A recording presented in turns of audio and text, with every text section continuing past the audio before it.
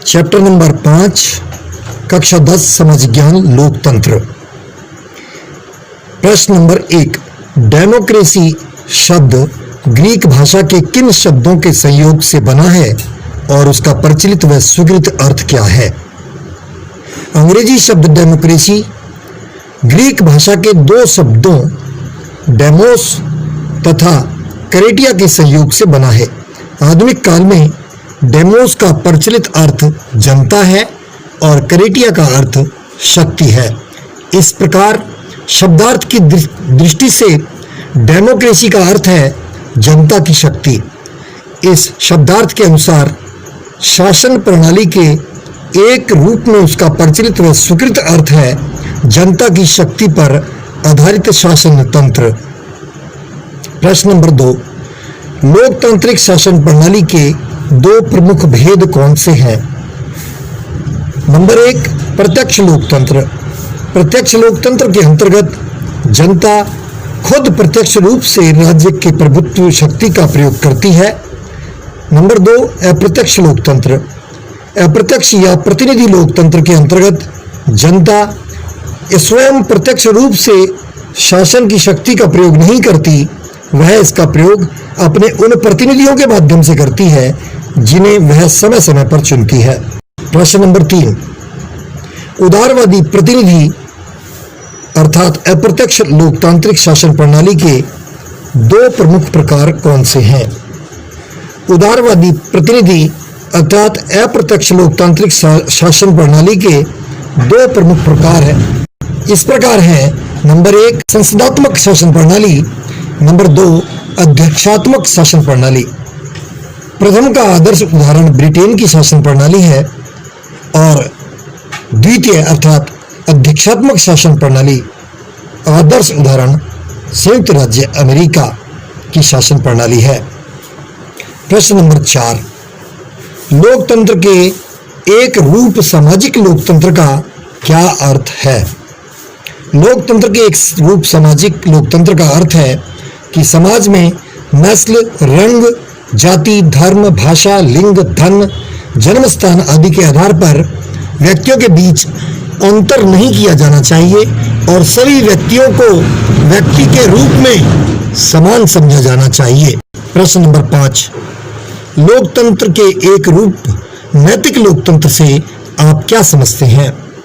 नैतिक लोकतंत्र वह लोकतंत्र है जिसमें मानव मूल्यों को ही समाज व शासन का मूल्य आधार माना जाता है।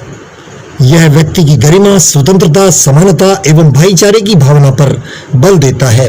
प्रश्न नंबर 6, लोकतंत्र के बहुलवादी सिद्धांत की आलोचना करें।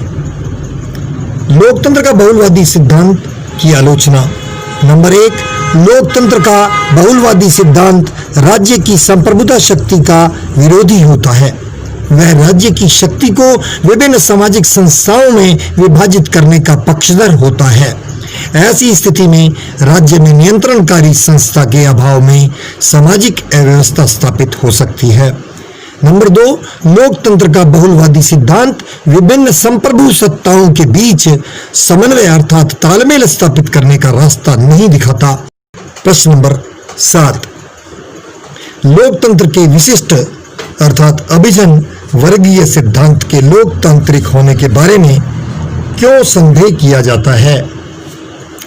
लोकतंत्र के विशिष्ट अर्थात अभिजन वर्गीय सिद्धांत को लोकतांत्रिक होने के बारे में संदेह किया जाता है क्योंकि यह धारणा प्रजातांत्रिक मान्यताओं के अनुकूल नहीं है, क्योंकि यह बहुमत की उपेक्षा करता है। अभिजन सत्ताधारी वर्ग असहमति को बर्दाश्त नहीं करता। जब जनता इनके विरुद्ध आंदोलन करती है तो यह समाचार पत्रों पर नियंत्रण लगा देता है, भाषण की स्वतंत्रता को समाप्त कर देता है तथा संभावी प्रति अभिजनों को जेल में बंद करवा देता है। अंततः अगर आवश्यक हो तो संविधान को स्थगित कर लोकतंत्र का ही गला घोंट देता है। प्रश्न नंबर 8, लोकतांत्रिक शासन के किन्हीं 3 गुणों को इंगित करें। नंबर 1, सार्वजनिक हित में वृद्धि। लोकतांत्रिक शासन जनता के प्रति उत्तरदायी होता है और इसलिए यह सार्वजनिक हित में वृद्धि करने के कार्य में रुचि लेता है। नंबर 2, कार्यकुशल शासन। लोकतंत्रीय शासन में जनमत, जनसहयोग तथा जनता के प्रति शासन के उत्तरदायी होने की स्थितियां शासन को कार्यकुशल बनाए रखते हैं। नंबर 3, सार्वजनिक शिक्षा का साधन। लोकतंत्रीय शासन सार्वजनिक शिक्षा का साधन है। प्रश्न नंबर 9, लोकतांत्रिक शासन के किन्हीं 3 अवगुणों को बताएं।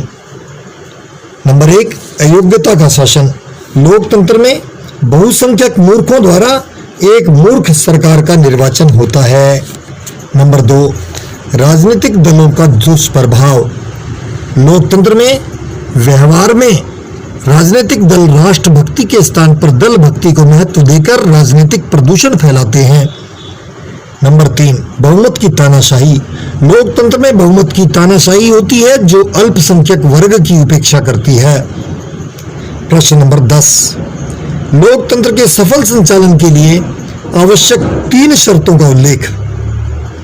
नंबर 1, शांति तथा व्यवस्था। लोकतंत्र की सफलता के लिए जरूरी है कि देश में आंतरिक व्यवस्था सामान्य हो तथा युद्ध या बाहरी आक्रमण का भय न हो। नंबर 2, सुदृढ़ राष्ट्रीय अर्थव्यवस्था। लोकतंत्र की सफलता के लिए यह जरूरी है कि राष्ट्र की अर्थव्यवस्था पर्याप्त मजबूत हो। नंबर 3, शिक्षित व जागरूक जनता। लोकतंत्र की सफलता के लिए जनता का शिक्षित एवं जागरूक होना आवश्यक है। प्रश्न नंबर 11, भारत में लोकतंत्र के संचालन के मार्ग में 3 प्रमुख बाधाएं। नंबर 1, सांप्रदायिकता। भारत में लोकतंत्र के संचालन में सांप्रदायिकता एक बहुत बड़ी बाधा है। इसके अंतर्गत राजनीति में धार्मिक विद्वेष बढ़ता है जो राष्ट्र की एकता के मार्ग में बाधा पहुंचाता है। नंबर 2, जातिवाद। जातिवाद के अंतर्गत राजनेता चुनावी लाभ के लिए जातिगत चेतना उकेर कर राष्ट्रीय एकता तथा समाज के विकास को बाधित करते हैं। नंबर 3, भ्रष्टाचार। भारत में बढ़ता भ्रष्टाचार भी लोकतंत्र के संचालन में बाधा उत्पन्न कर रहा है। प्रश्न नंबर 12, ऐसे 3 तथ्यात्मक तर्क दीजिए जो भारत के लोकतंत्र के उज्जवल भविष्य को प्रकट करते हैं। नंबर 1, धर्मनिरपेक्षता। भारत एक धर्मनिरपेक्ष राष्ट्र है। भारत के संविधान की प्रस्तावना में इस तथ्य को स्पष्ट किया गया है तथा धार्मिक स्वतंत्रता का मूल अधिकार नागरिकों को दिया गया है। धर्मनिरपेक्षता भारत के लोकतंत्र के उज्जवल भविष्य को प्रकट करती है। नंबर 2, बढ़ती राजनीतिक जागरूकता। भारत में चुनावों में मतदान प्रतिशत निरंतर बढ़ रहा है जो नागरिकों की बढ़ती राजनीतिक जागरूकता को दर्शाता है। नंबर 3, बढ़ती साक्षरता। भारत में तीव्र गति से बढ़ती साक्षरता भी भारत में लोकतंत्र के उज्जवल भविष्य को इंगित करती है। अब निबंधात्मक प्रश्न। प्रश्न नंबर 1, लोकतंत्र से आप क्या समझते हैं, इसके विभिन्न रूपों का वर्णन करें। सबसे पहले लोकतंत्र का अर्थ। लोकतंत्र अंग्रेजी शब्द डेमोक्रेसी का हिंदी अनुवाद है जो ग्रीक भाषा के 2 शब्दों डेमोस और करेटिया से मिलकर बना है जिनका अर्थ क्रमशः जनता और शक्ति है। इस प्रकार शब्दार्थ की दृष्टि से लोकतंत्र का अर्थ जनता की शक्ति पर आधारित शासन प्रणाली है। इसमें 3 अंतर संबंधित अर्थ निहित हैं। यह निर्णय लेने की एक विधि है, यह निर्णय लेने के सिद्धांत का एक समूह है, यह आदर्शात्मक मूल्यों से संबंधित अवधारणा है। अब्राहम लिंकन ने लोकतंत्र को परिभाषित करते हुए लिखा है कि लोकतंत्र जनता का जनता के लिए तथा जनता द्वारा शासन है। लोकतंत्र के विभिन्न रूप। आधुनिक काल में लोकतंत्र को केवल शासन का एक रूप ही नहीं माना जाता बल्कि इसके अनेक रूप माने जाते हैं। इसके निम्न रूप हैं। नंबर 1, राजनीतिक लोकतंत्र। आधुनिक युग में राजनीतिक लोकतंत्र को उदारवादी लोकतंत्र कहा जाता है। इसके 2 रूप हैं। नंबर 1, राज्य के एक प्रकार के रूप में लोकतंत्र। नंबर 2, शासन के एक प्रकार के रूप में लोकतंत्र। राज्य के एक प्रकार के रूप में लोकतंत्र का अर्थ लोकतांत्रिक राज्य से है। इस अवधारणा के अनुसार प्रभु सत्ता का निवास जनता में होता है।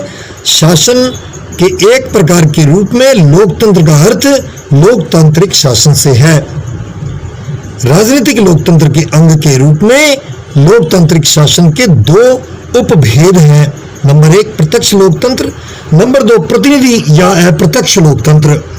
आधुनिक युग में प्रतिनिधि लोकतंत्र के भी मुख्यतः दो रूप प्रचलित हैं, संसदीय लोकतंत्र तथा अध्यक्षात्मक लोकतंत्र। नंबर 2 सामाजिक लोकतंत्र। समाज के एक प्रकार के रूप में लोकतंत्र को सामाजिक लोकतंत्र कहा जाता है। सामाजिक लोकतंत्र का अर्थ है कि समाज में नस्ल, रंग, जाति, धर्म, भाषा, लिंग, धन, जन्म स्थान आदि के आधार पर व्यक्तियों में अंतर नहीं किया जाना चाहिए तथा सभी व्यक्तियों को व्यक्ति के रूप में समान समझा जाना चाहिए तथा सभी व्यक्तियों को सामाजिक प्रगति के समान अवसर प्राप्त होने चाहिए। नंबर 3 आर्थिक लोकतंत्र। अर्थव्यवस्था के एक प्रकार रूप में लोकतंत्र को आर्थिक लोकतंत्र कहा जाता है। नंबर 4 नैतिक लोकतंत्र। लोकतंत्र को एक नैतिक व आध्यात्मिक जीवन दर्शन के रूप में भी स्वीकार किया जाता है। लोकतंत्र के इस दृष्टिकोण को नैतिक लोकतंत्र कहा जाता है।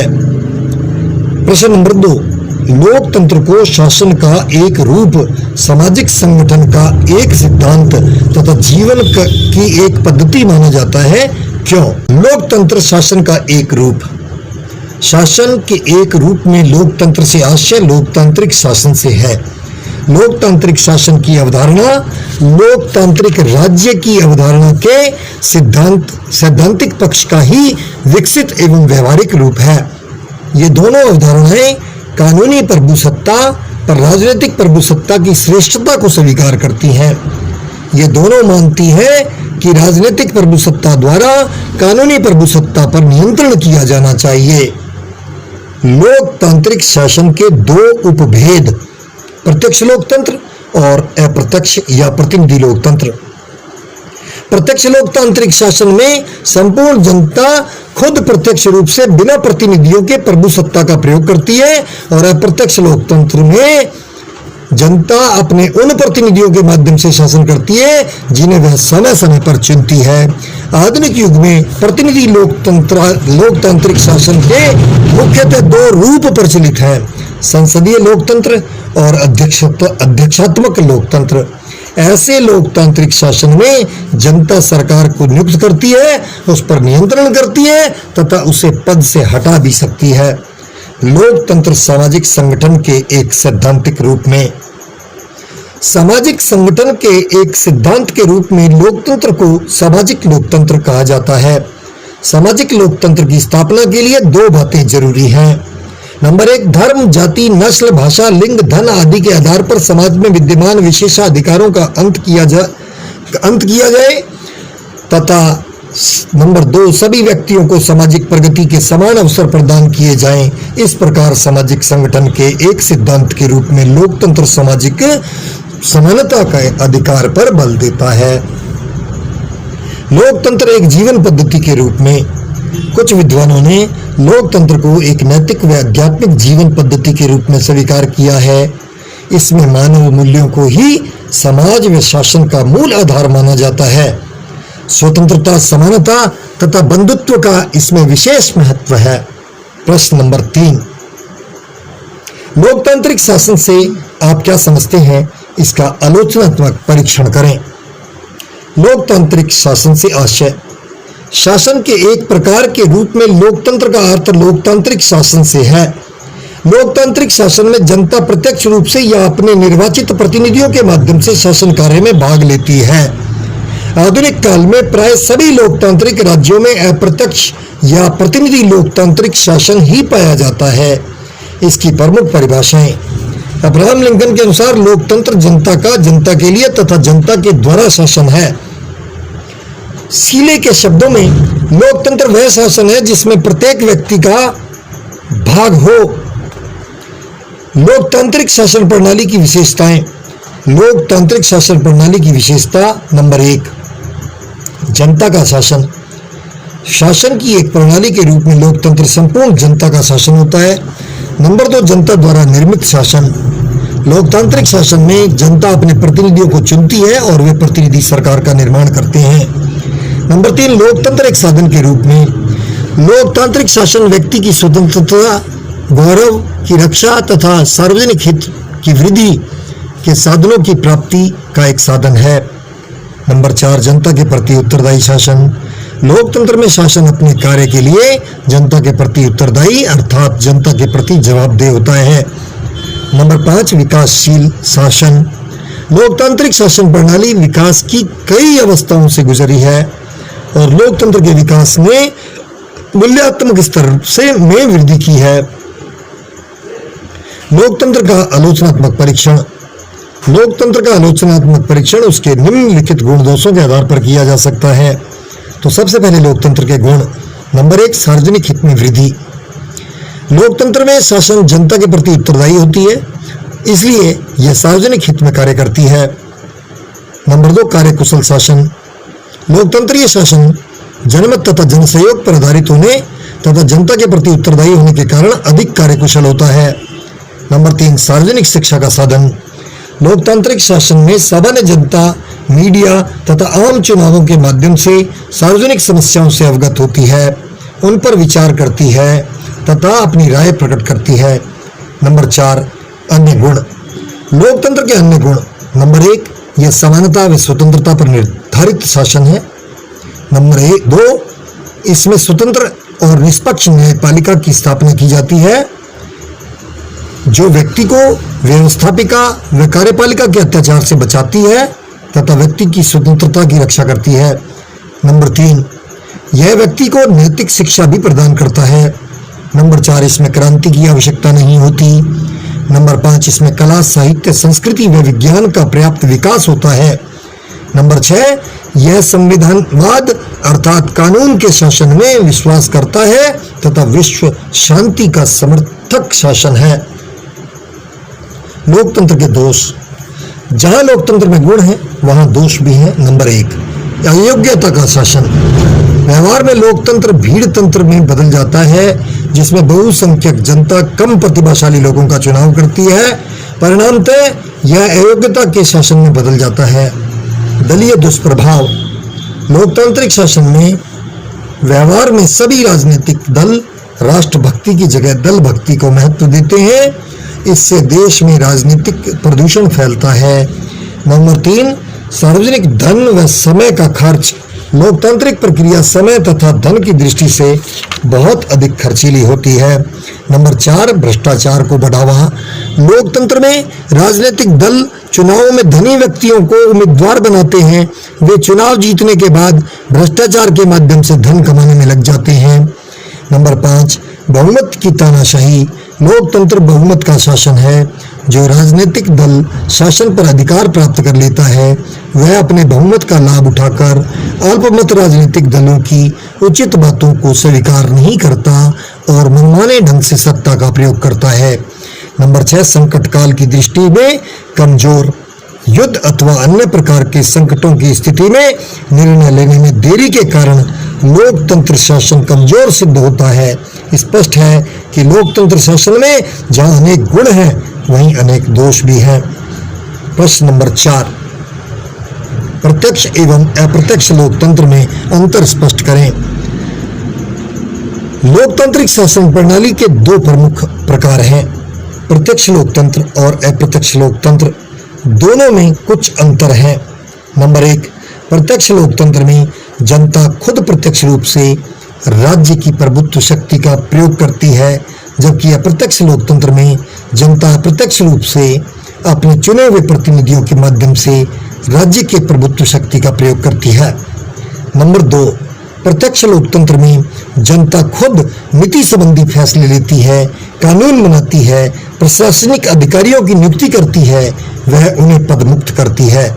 जबकि अप्रत्यक्ष लोकतंत्र में उपरोक्त कार्य जनता द्वारा निर्वाचित प्रतिनिधि करते हैं और वे प्रतिनिधि अपने कार्यों के लिए जनता के प्रति उत्तरदायी होते हैं।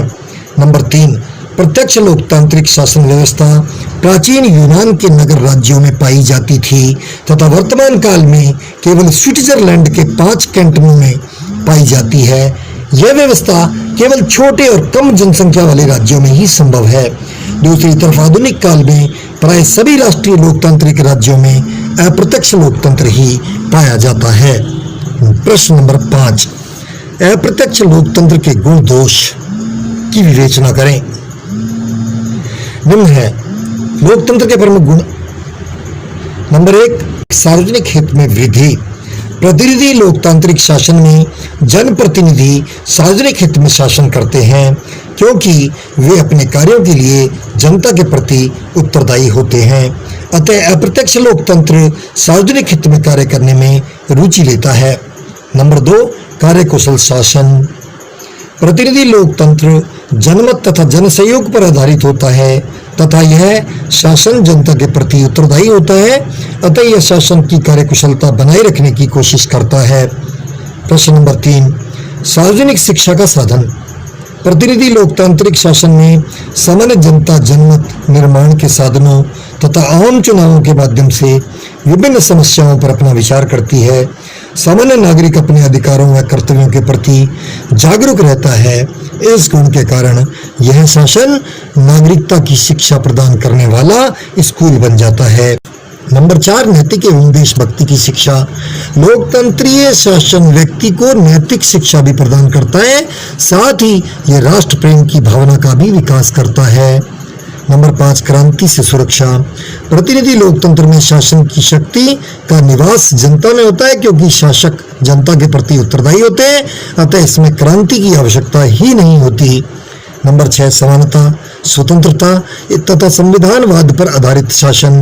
लोकतांत्रिक शासन समानता, स्वतंत्रता तथा सभी व्यक्तियों के लिए विधि की समानता तथा विधि के समान संरक्षण में विश्वास करता है।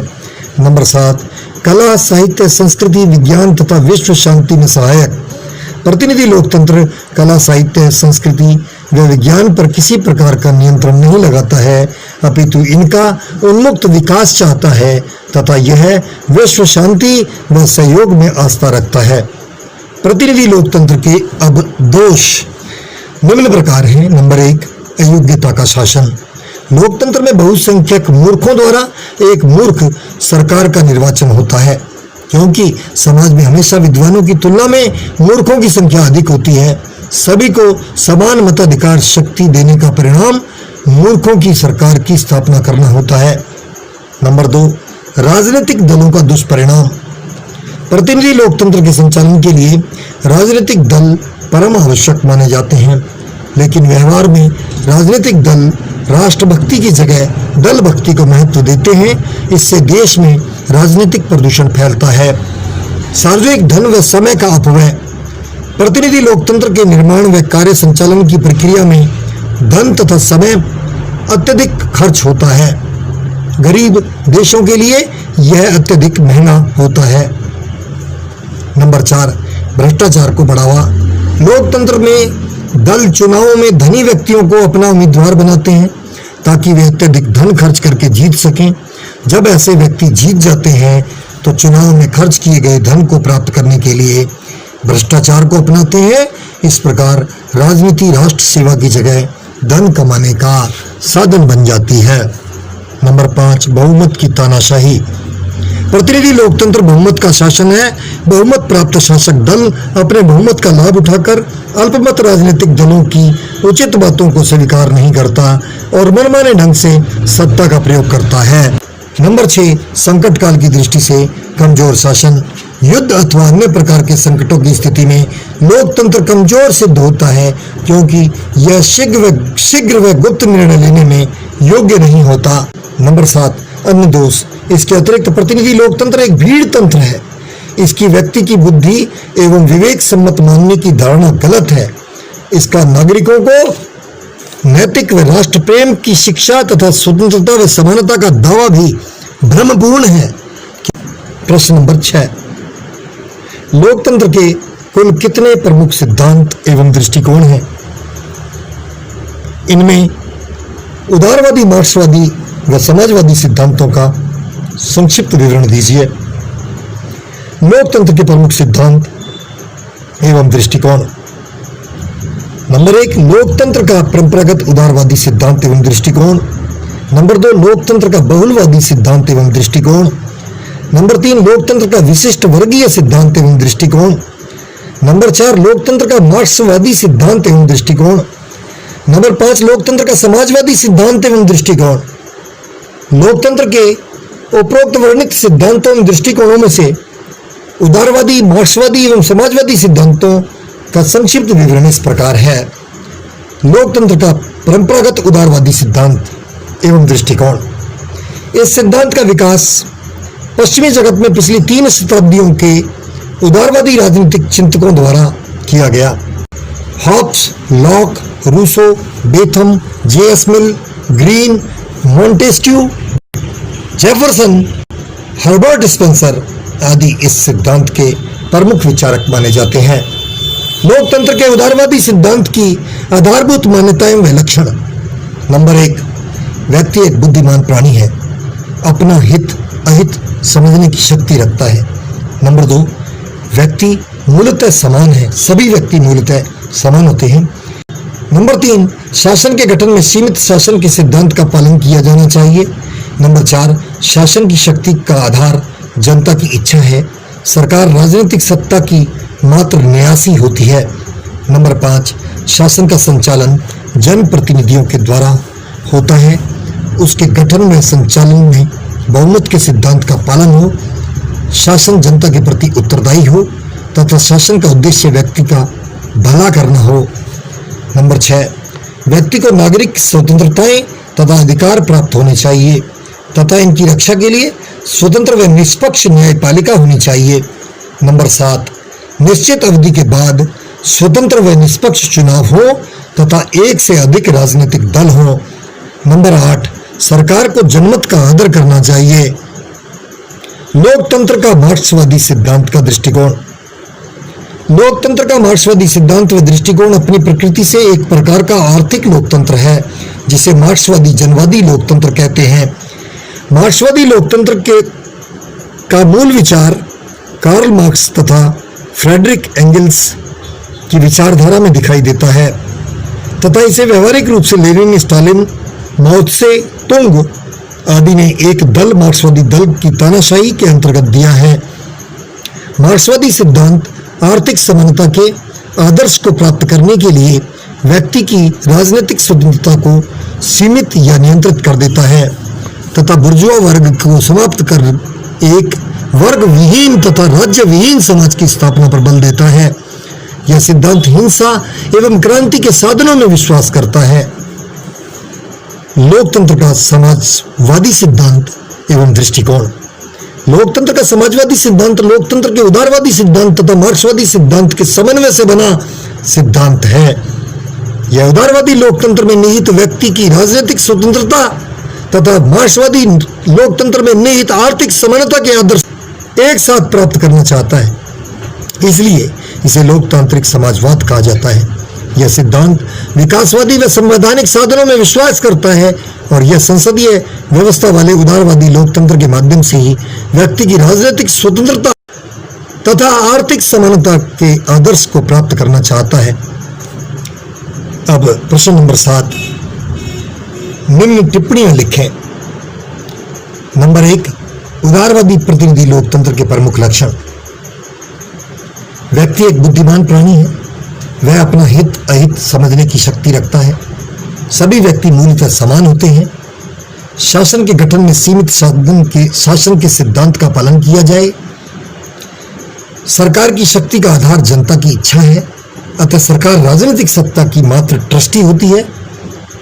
शासन के संचालन के आधारभूत सिद्धांत जनप्रतिनिधियों द्वारा शासन का संचालन, बहुमत के सिद्धांत के आधार पर सरकार का गठन व संचालन, शासन का जनता के प्रति उत्तरदायी होना, शासन का उद्देश्य व्यक्ति के व्यक्तित्व का विकास करना, व्यक्ति को नागरिक स्वतंत्रताएं व अधिकार प्राप्त हो तथा इनकी रक्षा के लिए स्वतंत्र व निष्पक्ष न्यायालय हो, निश्चित अंतराल के बाद स्वतंत्र व निष्पक्ष चुनाव हो तथा एक से अधिक राजनीतिक दल हो, और अंतिम है सरकार जनमत का आदर करे। लोकतंत्र अयोग्यता का शासन पर टिप्पणी। लोकतंत्र में बिना किसी भेदभाव के सभी व्यक्तियों को समान वयस्क मताधिकार प्राप्त होता है, किंतु प्रत्येक समाज में हमेशा ही विद्वानों की तुलना में मूर्खों की संख्या अधिक होती है। लोकतंत्र में बहुसंख्या के आधार पर सरकार का निर्वाचन होता है। ऐसी स्थिति में मूर्खों की संख्या अधिक होने के कारण मूर्खों द्वारा एक मूर्ख सरकार का निर्वाचन होता है, क्योंकि अल्पसंख्यकों के कारण योग्य व्यक्तियों का निर्वाचन नहीं हो पाता। अतः स्पष्ट है कि लोकतंत्र अयोग्यता का शासन है। लोकतंत्र शासन का सबसे अच्छा रूप है, क्योंकि व्यक्ति को इससे श्रेष्ठ शासन का अभी भी ज्ञान नहीं है। इस पर टिप्पणी लिखनी है। अभी तक सरकार के जो प्रमुख रूप हमारे सामने आए हैं वे हैं राजतंत्र, अधिनायक तंत्र या सैनिक तंत्र, कुलीन तंत्र तथा लोकतंत्र। इनमें राजतंत्र, अधिनायक तंत्र या सैनिक तंत्र एक व्यक्ति के तानाशाही शासन है, जिनमें व्यक्ति के व्यक्तित्व के विकास के समान अवसर न के बराबर होते हैं। कुलीन तंत्र में एक वर्ग विशेष का शासन होता है। इसमें केवल कुलीन व धनिक वर्गों के विकास के अवसर प्राप्त होते हैं तथा अन्य वर्ग उपेक्षित हो जाते हैं। साम्यवादी लोकतंत्र में एक दल का अधिनायक तंत्र है, जिसमें व्यक्ति की राजनीतिक स्वतंत्रताएं सीमित रहती हैं। ऐसी स्थिति में लोकतंत्र ही एकमात्र ऐसा शासन है जिसमें जनमत का महत्व होता है। सरकार जनता द्वारा चुनी जाती है तथा उसके प्रति उत्तरदायी रहती है। व्यक्तियों को नागरिक स्वतंत्रताएं प्राप्त होती हैं तथा न्यायपालिका निष्पक्ष तथा स्वतंत्र होती है। अतः व्यक्ति के व्यक्तित्व के विकास के लिए समान अवसर मिलते हैं तथा सरकार व्यक्ति के व्यक्तित्व के विकास के लक्ष्य लेकर शासन करती है। लोकतंत्र के दोषों के अंत के लिए प्रमुख सुझाव दीजिए। इस पर हमें एक छोटी सी टिप्पणी लिखनी है। लोकतंत्र के दोषों के अंत के लिए निम्न सुझाव हम दे सकते हैं। नंबर 1, राजनीतिक दलों के पास सदस्यों की खुली सूची होनी चाहिए और इनके आंतरिक चुनाव होने चाहिए। नंबर 2, विधायिकाओं में महिलाओं का प्रतिनिधित्व न के बराबर है। विधायिकाओं में महिलाओं के लिए स्थान आरक्षित किए जाने चाहिए। नंबर 3, राजनीतिक दलों तथा सरकार में धन तथा बल के बढ़ते प्रभाव के कारण राजनीति में धन और अपराधीकरण का गठजोड़ बन रहा है।